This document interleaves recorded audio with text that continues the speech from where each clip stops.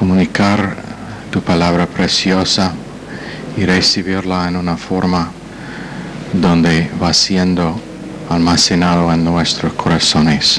Pedimos en el nombre precioso de Jesús. Amén. Ok, ¿se pueden sentar?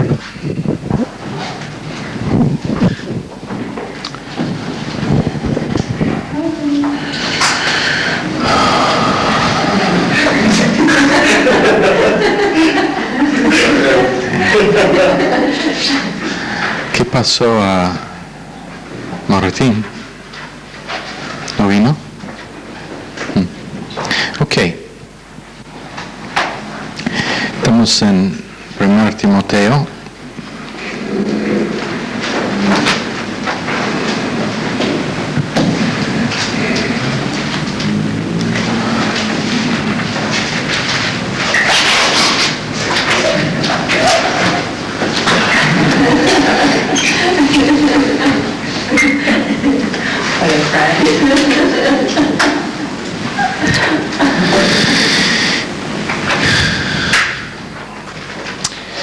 Anoche estábamos usando Ezequiel 47 y fue probado anoche también con el diluvio que tuvimos aquí. Gracias a Dios que ni llegó a los tobillos, pero es importantísimo que reconozcamos que no podemos detraer de una doctrina en el sentido o en solamente comunicar el marco de referencia histórica o en solamente dar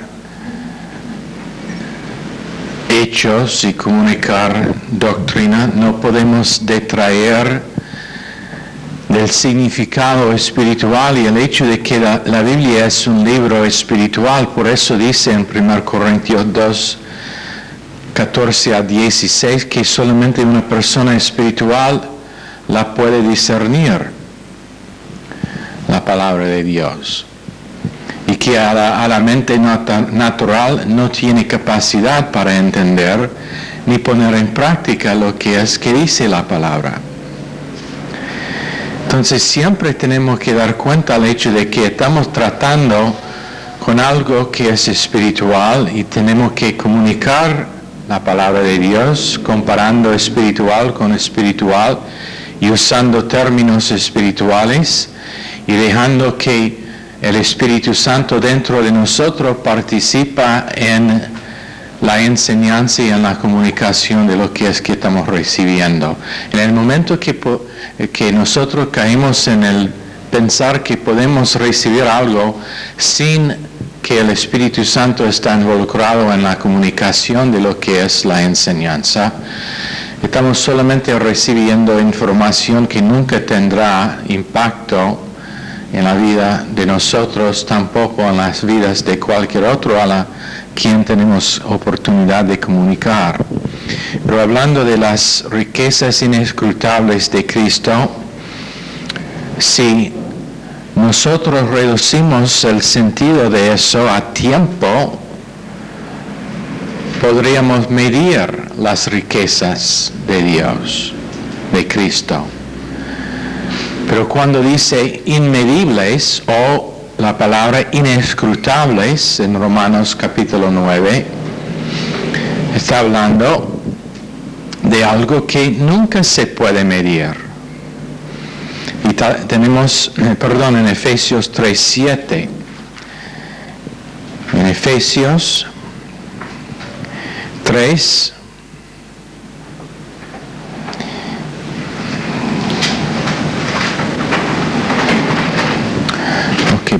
ese tampoco es el verso. Pero cuando las riquezas de Cristo son inescrutables, está hablando del hecho de que son eternos. De la eternidad pasada a la eternidad futura. Porque tiempos tiene un límite. Tiempo terminará un día. Al fin del milenio no estará más tiempo. pero son inmedibles, inescrutables. Y tenemos con respecto a las riquezas inescrutables las palabras superbalo plotos, que simplemente significa inmedible en tiempo. Hyperbalo, H-U-P-E-R-B-A-L-L-O, plotos, que es P-L-U-O-T-O-S,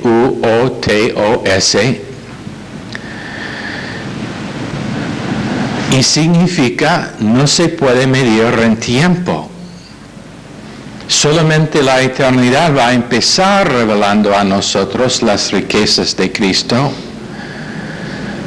Por lo menos 14 cosas que se completaba por causa de su obra consumada en la cruz. 14 cosas que pasaron, que eran parte de la obra que completaba en la cruz. Pero eso solamente es el empezar de lo que vamos a estar aprendiendo durante la eternidad. Y si vamos a estar aprendiendo durante la eternidad, qué importante es que cada creyente empiece aprendiendo ahora acerca de lo que son las riquezas de Cristo. Y que empiece en el curso de internalizar la palabra de Dios para que sea más que solamente información, pero que sea riquezas dentro de sí. Cuando recibimos una sobreabundancia de gracia, esa palabra es hupopleonazo, H-U-P-O-P-L-E-O-N-A-Z-D-O, Hyperpleonazo. Perdón, N-A-D-Z. Tenía al revés el Z y la D. La Z y la D. Pero significa riquezas inescrutables de gracia que no se pueden determinar por circunstancias, fracaso o tiempo. Sobreabundancia, inexhaustible.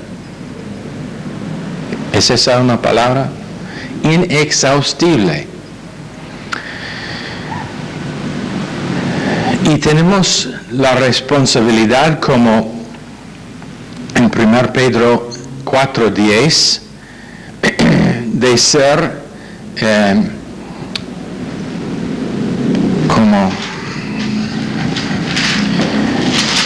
se dice en castellano,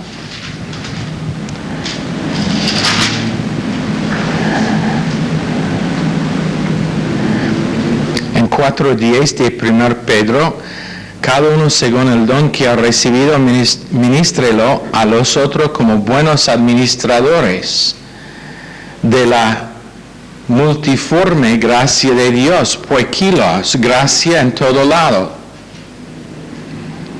Poikilos es multiforme, gracia para todo detalle, gracia para todo obstáculo, gracia para todo fallo, gracia por el fallo de otra persona. Y la Biblia nos dice que nosotros somos administradores de esa gracia. ¿Y cuántas veces, por ejemplo, en un matrimonio, ni la esposa ni el esposo quieren aceptar su responsabilidad? Y su confesión es que no le voy a dar gracia, yo quiero que reciba lo que merece. Bueno, esa calle es de doble dirección, no es contramano. Si uno quiere que la otra persona reciba lo que merece, significa que él tampoco tiene que recibir lo que merece. Deben ser buenos administradores de la gracia multiforme de Dios, pero en vez de eso, ellos son uno que simplemente rechaza ese privilegio. Demasiado difícil, no puedo, yo no puedo hacer eso, yo no puedo olvidar lo que me ha hecho.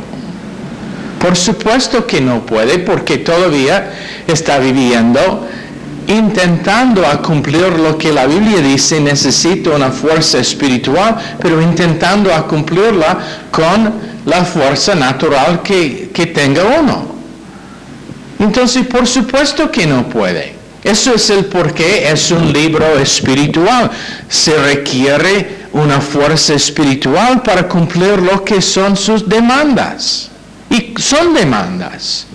No son sugerencias, no son opciones, pero son demandas dadas a cada uno de nosotros. Pero conjunto con la demanda viene la capacitación para cumplir la demanda en la forma de la gracia de Dios, pero solamente cuando se pone en práctica por la gracia de Dios y por medio del Espíritu Santo. Confiando, y durante la clase de los evangelios esta noche vamos a estar hablando acerca del por qué gente no puede hacer esto. ¿Por qué gente no puede vivir una vida espiritual? Es simplemente, en términos simples, es porque han dejado de confiar en Dios para todo momento de sus vidas.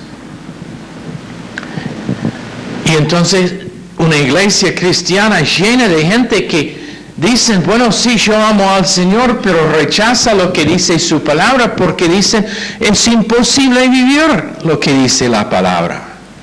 Es imposible ser un buen administrador de la gracia de Dios a uno quien me ha maltratado tantas veces que no puedo contar todas las veces, aunque yo voy a intentar a contarlos. Y si me da tiempo, les cuento a ti también. Esa es una persona que no tiene capacidad espiritual. ¿Por qué? Porque en ellos no hay fuerza espiritual que se creó por causa de la palabra siendo internalizado.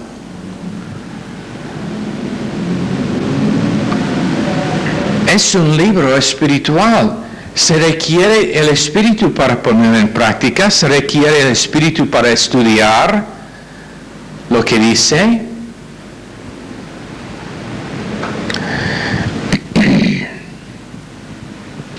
Si se requiere huperpleonazo, que es sobreabundancia, la definición es sobre abundancia, o en Santiago 4:6, mayor gracia.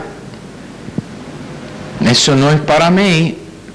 Si lo puedo cumplir naturalmente, bueno, está bien, pero la verdad es que no voy a cumplir lo que son las demandas de la palabra de Dios, porque son cosas que requieren una capacidad espiritual que no tengo y que no tengo ganas de tener, tampoco. Y lo que busca el Señor es simplemente una persona que admita su falta de capacidad natural, pero a la vez recibe la capacidad que Dios le quiere impartir por medio de la palabra de Dios y su gracia.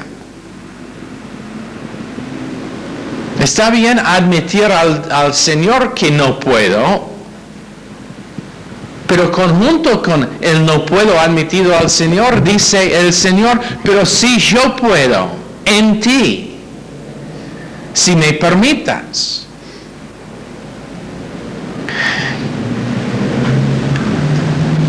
Mateo capítulo 5.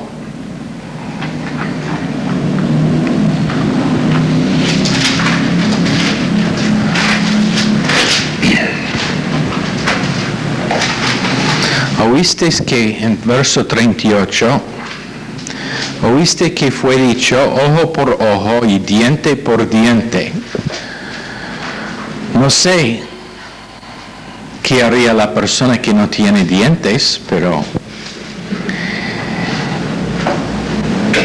yo os digo, no resistáis al que es malo, antes a cualquiera que te hiera en la mejilla derecha, vuélvele también la otra. Y al que quiera ponerte a pleito y quitarte la túnica, déjale también la capa. Y a cualquiera que te obligue a llevar carga por una milla, ve con él 2. Al que te pida, dale, y al que quiera tomar de ti prestado, no se lo rueces. Oíste que fue dicho, amarás a tu prójimo y aborrecerás a tu enemigo. Pero yo os digo, amad a vuestros enemigos, bendecid a los que os maldicen, haced bien a los que os aborrecen, y orad por los que os ultrajan y os persigan, para que seáis hijos de vuestro Padre que está en los cielos, que hace salir su sol sobre malos y buenos, y que hace llover sobre justos y injustos, y hace recién mucho sobre los justos. Porque si amáis a los que os aman, ¿qué recompensa tendráis? ¿No hacen también lo mismo los publicanos? Y si saludáis a vuestros hermanos solamente, ¿qué hacéis de más? ¿No hacen también así los gentiles? Sed pues vosotros perfectos, como vuestro Padre que está en los cielos es perfecto. Ahora, para entender esta porción, tengo que darle poco del marco de referencia. Por causa de que Israel era bajo Roma, el soldado romano tenía derecho enforzable cuando estaba en una marcha, si necesitaba algo de uno de los ciudadanos de Israel, tenía derecho de demandar esa cosa. Por ejemplo, si él quería su túnica, él tenía derecho de decir, dame su túnica. Y si no lo hizo, tenía derecho de ponerle en cárcel o peor. También, si él tenía algo que se necesitaba estar llevado a otra parte, él tenía el derecho legalmente de forzar que una persona lo lleva hasta una milla. Eso era la ley, hasta la distancia de una milla. Bueno, Jesús dice, no cumpla solamente lo que es la ley, pero ustedes como hijos de su Padre espiritual hagan aún mucho más. Pero ¿sabe cómo se pone en práctica hoy en día? Me acuerdo un tiempo cuando estaba en una iglesia y por algún motivo, no sé cómo salió a luz el tema, pero el pastor estaba dando una lección en la escuela dominical adulto. Y empezó hablando, porque tenían clases antes del culto, y había una clase donde había la oportunidad de hacer preguntas o comentarios. Y entonces, no sé cómo salió a luz, pero algo fue dicho acerca de que si alguien estaba, ¿cómo decir hitchhiking? Haciendo dedo. ¿Cómo? Haciendo dedo. Haciendo dedo, que no debe llevar a esa persona. Ahora tengo que decirle que hoy en día no debe llevar a esa persona. Pero en ese momento cuando estuve allá, yo lo hice mucho. Yo hice dedo todo el tiempo para ir a una parte u otra. Y este hombre dijo, entonces le preguntaba, ¿y qué entonces acerca de lo que dicen las escrituras acerca de que si uno te obliga a llevar una carga, una milla, que lo lleva 2? ¿No sería igual en la práctica? En ese momento no sabía nada, solamente estaba intentando a causar problemas allá. Pero ¿sabe lo que era la actitud? Oh, no, por supuesto, no podemos hacer nada para ayudar a tal tipo. Pero Dios dice Dios dice, si uno te obliga a llevar una carga, una milla, llévelo 2. Si quiere su túnica, dale también su capa. Y oren por sus enemigos, diciendo a Israel que oran para sus enemigos, los romanos. ¿Cómo se puede? Es imposible, por supuesto. Sin Dios es imposible. Pero durante todo el tiempo que los discípulos estaban con el Señor Jesucristo, ellos todavía creyeron en ojo por ojo, diente por diente. Eso era su marco de referencia. Pero en el sermón en el monte, Jesús dice, eso no es el marco de referencia más. Eso era parte de la economía del Antiguo Testamento, dado solamente con respecto a la ley civil. Si uno roba, tiene que devolver la cosa. Si uno mata, tiene que sufrir la pena de muerte. Pero no tiene que ver con la forma del Nuevo Testamento entre individuos. Y eso se debe considerar en nuestras amistades. Esto tiene que ver con los diáconos, porque los diáconos muchas veces causan problemas en la iglesia. Son los diáconos que no quieren participar en la visión de la iglesia, no quieren participar en el alcance. En esta iglesia no, porque no tenemos diáconos todavía. Una vez intentábamos tener diáconos, pero todos ellos apartaron de la iglesia, entonces no tenemos diáconos más. Jesucristo dice, yo represento gracia y ustedes siempre están hablándome acerca de la ley. Yo estoy aquí como representante de gracia y ustedes están hablando solamente de la ley. Y entonces les voy a decir que aman a sus enemigos y oren por ellos. Cuando le maldicen, dales la otra mejilla. En vez de intentar tener venganza, dales restitución, o dales una persona, en vez de buscar restitución, dales algo que no merecen. Eso es lo que significa gracia. En vez de buscar venganza y restitución de una persona, que los damos algo que no merecen.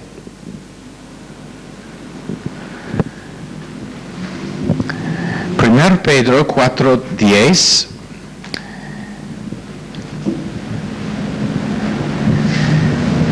Buen administradores de la gracia multiforme en toda circunstancia.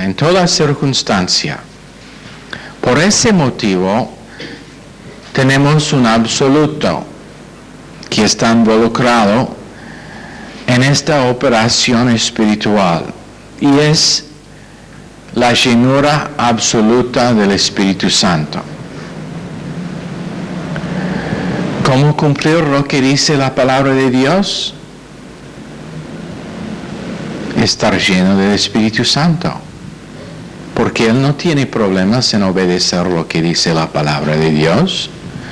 Él es tranquilo cuando es apresurado. Él no sufre de ansiedad. Él no reacciona. Él no tiene problemas en amar a su enemigo. Fue a la cruz por sus enemigos. Él no tiene problemas en obedecer toda palabra que sale de la boca de Dios, porque Él escribió esas palabras. Yo no puedo ejercitar mi vida cristiana ¿Qué es la palabra exercise? Ejercitar. Mi vida cristiana, menos que estoy absolutamente lleno del Espíritu Santo. Número 2, yo vivo absolutamente por las palabras de gracia en la obra consumada. Mateo 4:4, Hechos 20:32. Por eso es muy fácil decir si uno es lleno del Espíritu o no.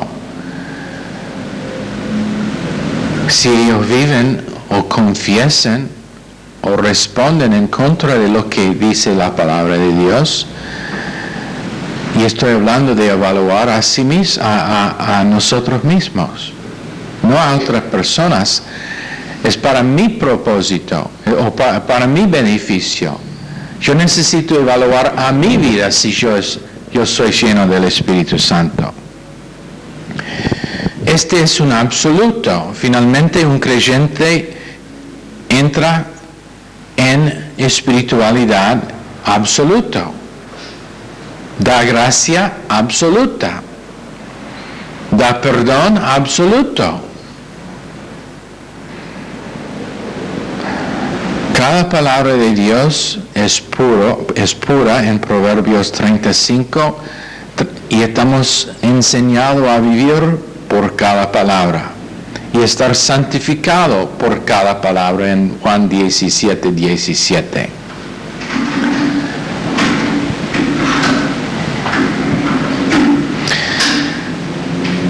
Y entonces el creyente espiritual entra en ríos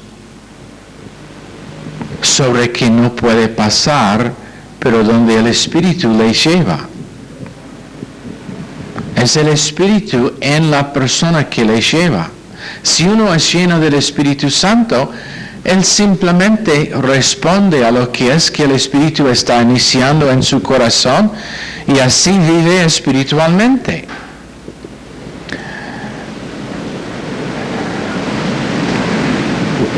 Y no se puede identificar, no sé si han notado cuando alguien está nadando en un río, es difícil identificar a esa persona. ¿Por qué? Porque es casi sumerso en el río, entonces no se puede identificar porque el río le lleva.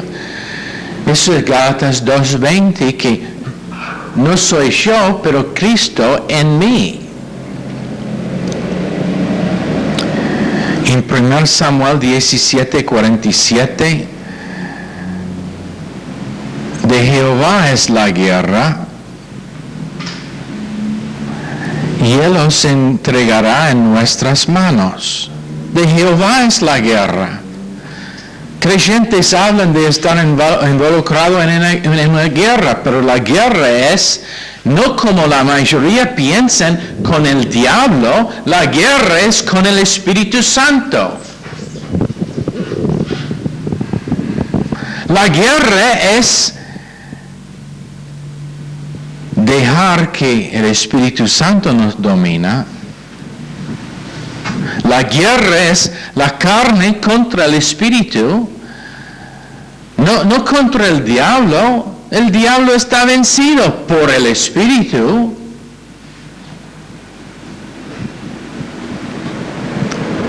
Ojalá que tenemos este mensaje en el equilibrio de toda la enseñanza que hemos tenido, o si no, gente volvería emocional y subjetivo en el aplicar. No estamos hablando del Espíritu Santo controlando a una persona como resultado de su estudio e internalización de la palabra de Dios. No es que uno va de un momento al próximo citando versos. Es que uno va de un momento al próximo teniendo que el Espíritu Santo toma esos versos y le hace vida en sí. En Éxodo 14:14, Jehová peleará por vosotros y vosotros estaréis quedos. Es una victoria maravillosa que está ganada por el Señor. Y es por eso que es a su gloria cuando Él gana la victoria. El creyente simplemente está allá para disfrutar esa victoria. David oró antes de dar nombres a sus hijos en 2 Crónicas. Y le costaba aproximadamente 30 días de oración antes de que dio 3 nombres: Elishama, Elito y Elithalet. Elishama, Elito y Elithalet. Dios oye, Dios sabe y Dios libra. Dios oye, Dios sabe y Dios libra. Cuando nombres significaban algo. Hoy en día damos nombres a nuestros chicos sin pensar, nuestros hijos sin pensar lo que significan esos nombres. En el tiempo del Antiguo Testamento, gente dieron a sus hijos un nombre que tenía un significado. Pero tenemos este hombre que tiene el cordel para medir. Pero piensen en esto un momento. Una persona que dice: yo conozco categorías, yo conozco santificación, escatología, yo conozco todo acerca de la tribulación, el rapto. Yo sé que cuando Filipenses 3:11 habla de algo que nunca he visto antes, está hablando de la salida absoluta, eso conozco, pero esa persona nunca puede ejecutar una vida espiritual. Puede dar todos los versos, puede dar toda la doctrina, puede citar todos los principios, puede contarle el griego y el hebreo, pero nunca puede ejecutar la vida. ¿Es esa persona espiritual o no? No. Porque en el Espíritu Santo, en todo su conocimiento de las Escrituras y de doctrina, no puede poner en práctica lo que es que supuestamente él conoce. Y cualquier medida de doctrina, no importa cuántos, qué rico es, qué profundo es, si no está transferido, es de ningún valor. Márquenlo en sus notas. Cualquier medida de doctrina que no está transferida en el corazón. Eso es el porqué. Sí tenemos exámenes en el Instituto Bíblico y vamos a seguir teniendo exámenes en el Instituto Bíblico, pero eso es el porqué digo que el examen real no viene en un pedazo de papel. Viene cuando uno sale de la puerta del salón de clases y empieza en la vida cotidiana en poner en práctica lo que es que está aprendiendo. Ahí se ve dónde está el examen real. Ahí se ve si uno rinda bien en el examen o no. El papel es solamente parte de lo que pasa en el salón de clases. Pero a veces escúchanme, a veces el rendir mal en el examen, en el papel, es la prueba real. ¿Qué va a hacer con el hecho de que no rindió bien en el examen? ¿Va a reaccionar? ¿Va a decir: oh, pero el maestro era demasiado difícil con su enseñanza? Oh, el examen, no tuvimos un repaso, entonces por eso no podríamos rendir bien. ¿Sabe qué? Recién falló el examen real por su reacción.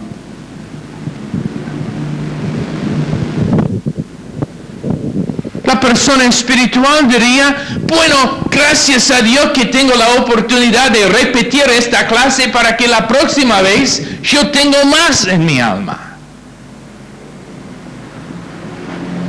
Uno de ellos que son los gigantes de la fe son ellos que han tomado en algunos casos, y es chistoso cuando estamos hablando con ellos. A veces cuando estamos allá para la conferencia y vemos a algunos amigos, les preguntamos, ¿está tomando clases? ¿Cuándo va a graduar del instituto? Y dicen, bueno, yo estoy en el plan de 15 años. En el curso de 15 años. ¿Por qué? Porque la verdad es que ellos no pueden rendir bien o han tenido problemas financieros y no pueden cumplir un semestre con todas las clases, solamente pueden tomar una o dos clases, pero ellos son constantes en el entendimiento de que lo real de las clases es lo que están siendo internalizado en sus almas. Y te digo, siempre me impresiona cuando una de esas personas realmente aplica. Tenemos una amiga allá, ella no es joven, pero no es casada tampoco. Y tenía la oportunidad. Había un noviazgo, había planes de casarse. Pero ¿sabe lo que pasó? Ella rompió la relación por causa de que ella reconoció que ella no tenía el mismo llamamiento que tenía este muchacho. No era fácil por esa dama, y es una dama, pero tiene doctrina. Ella tiene contenido de alma. Ella es espiritual. Y a la persona espiritual cumplir lo que dice la palabra de Dios no es difícil.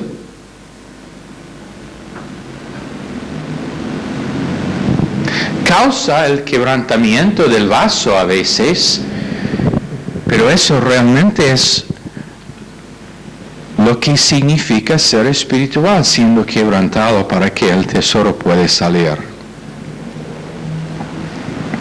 La persona espiritual no solamente tiene la definición de energía, la palabra griega, pero tiene en práctica esa palabra. Y el Espíritu Santo toma de canal A a canal B, y el corazón nuevo está internalizado como parte de su marco de referencia y va creciendo espiritualmente. En el centro de memorias, y viene como parte del río. En Salmo 46:4 hay un río. Del río sus conductos alegrarán la ciudad de Dios, el santuario de las tiendas del Altísimo. Dios está en medio de ella, no será conmovida. Dios la ayudará al clarear la mañana. Sus conductos alegrarán la ciudad de Dios. Juan 7:37-38. El Espíritu Santo está glorificando a Jesucristo, y ese es el río. Cuando Jesucristo está glorificado, la palabra de Dios ya está dentro del corazón nuevo y el espíritu humano nuevo, y es residente en el centro de memoria. Iskos, I-S-K-O-S, es una impartación sobrenatural a la conciencia, y de la conciencia salen los conductos del río. Del corazón nuevo a la conciencia, de la conciencia a la mentalidad del alma, después a la abolición o al libre albedrío, después a la autoconciencia y después a las emociones. Es un río que está controlando las 5 partes del alma. Y ese río tiene conductos. El río es el corazón, los conductos toman control de la mente, de la conciencia, de la autoconciencia.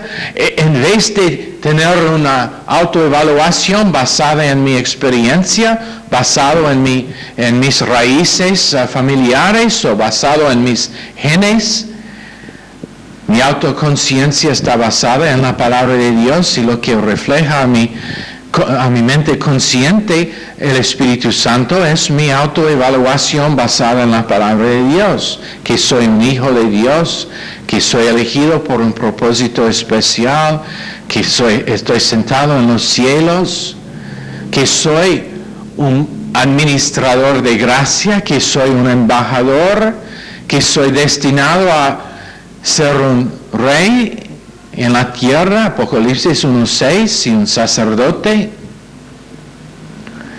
Eso es lo que empieza a ser reflejado a la mente, a la conciencia.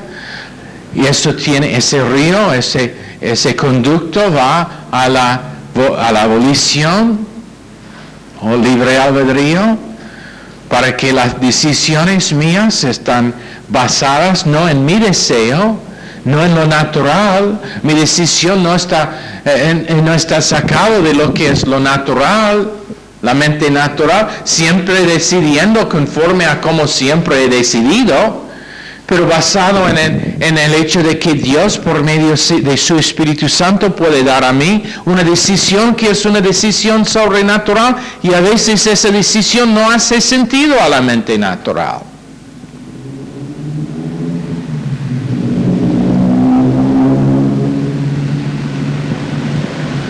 A la mayoría de creyentes vivos hoy en día, el salir de su país para ser un misionero en otra parte del mundo no hace sentido.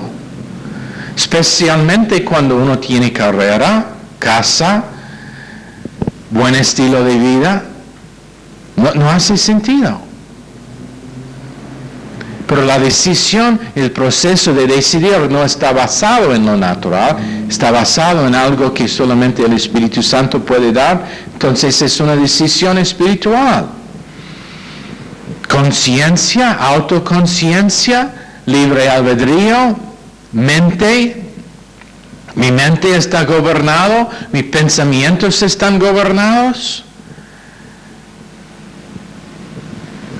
No pienso en cosas que no tienen valor, pero pienso solamente en lo que tiene valor eterno.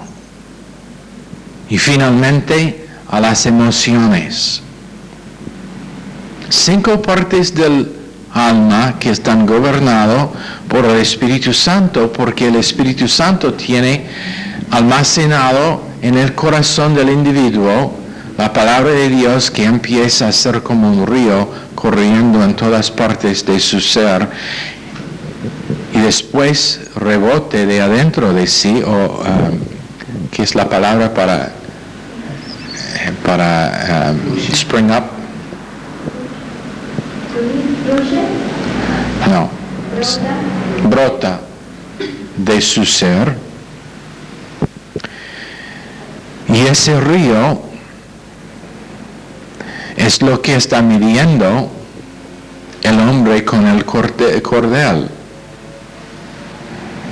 Ese es lo que está midiendo el hombre con el cordel, midiendo el río, cómo está saliendo.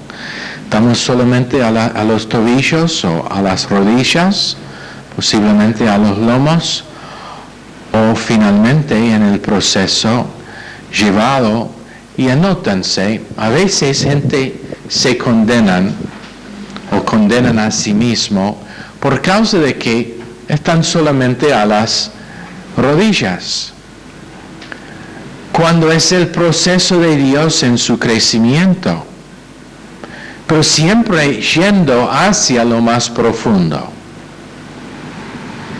¿Dónde está uno en ese proceso? No es el asunto. Es si está yendo adelante todo el tiempo, más y más profundo en ese río. La cruz era el altar y la obra consumada era la necesidad absoluta. Esta es la cosa que la mayoría de cristiandad no entiende. Que no había otra forma de una obra consumada para producir creyentes espirituales. Menos que Dios tuvo un plan, menos que Dios hizo un plan para hacer todo, no estaría ninguna posibilidad de espiritualidad de parte nuestra. Nadie era capaz. Y el corriente tenía que ser con lo que dice en Ezequiel 47, con el portón hacia el norte, mirando hacia el oriente, con la vida resucitada de Jesucristo, quien es el autor y consumidor de nuestra fe.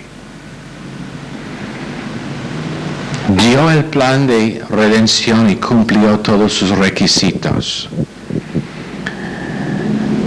Ahora, jueves, vamos a estar considerando cómo medir espiritualidad. ¿Cómo medir espiritualidad? Señor, bendice esta clase a nuestros corazones en el nombre de Jesucristo. Amén. Están despedidos.